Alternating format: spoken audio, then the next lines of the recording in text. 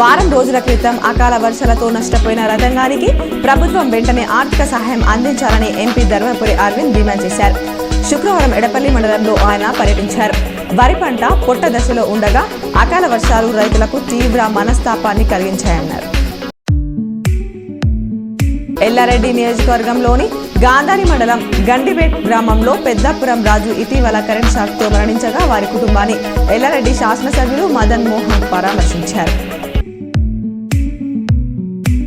న్యాయ సేవాధికార సంస్థ పనితీరును వివరిస్తూ చట్టాలపై ప్రజల్లో అవగాహన పెంపొందించేందుకు న్యాయ సహాయం ఎలా పొందాలనే అంశాలను వివరిస్తూ రూపొందించిన షార్ట్ ఫిలింను నగరంలోని ఉషా మయూరి మల్టీప్లెక్స్ థియేటర్లో ప్రదర్శించారు.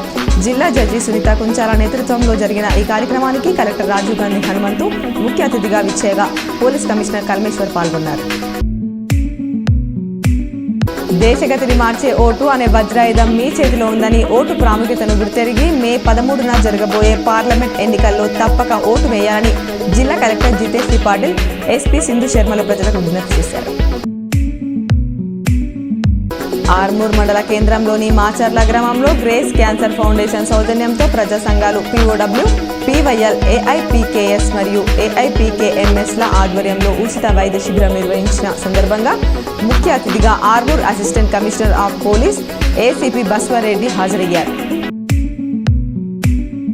నవిపేటలో మహిళా శిశు సంక్షేమ శాఖ ఆధ్వర్యంలో పోషణ్ అభియాన్ నిర్వహించారు. గర్భిణీలకు సీమంతాలు నిర్వహించారు. మాటూర్ మండలంలోని కొత్తపల్లి గ్రామంలో పశువులకు గాలికుంటు నివారణకు ఉచిత టీకాల పంపిణీ కార్యక్రమాన్ని మండల పశు వైద్య సిబ్బంది, పంపిణీ సిబ్బంది నిర్వహించారు.